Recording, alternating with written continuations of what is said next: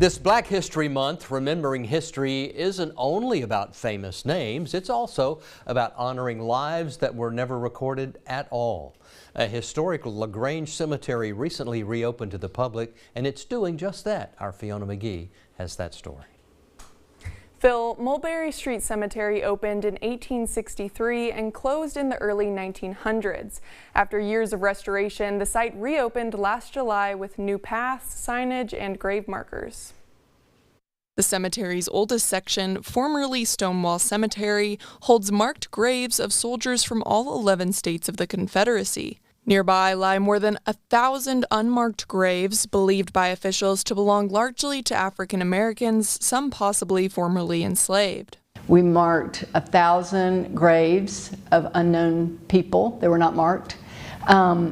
There is more than 300 Confederate soldiers buried there, and then Horace King, who is a very famous former slave bridge builder who built bridges across the southeastern United States. Ground-penetrating radar helped locate graves that once had no visible markers. Now memorial discs ensure those lives are acknowledged.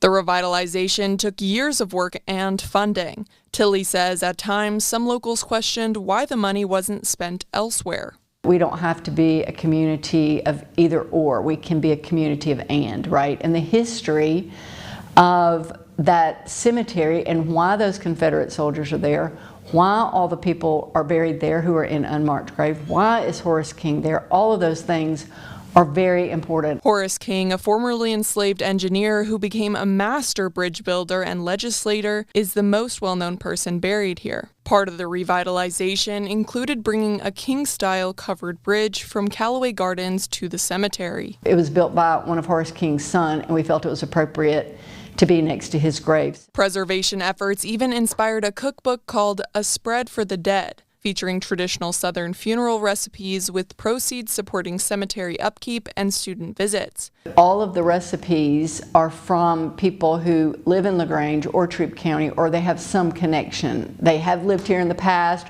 or they've moved here. Despite all of the effort, many stories remain untold. The number one question we're asked: who is buried there?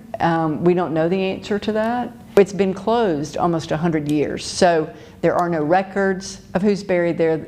We've checked health department, funeral homes, hospitals, newspapers. There are no records.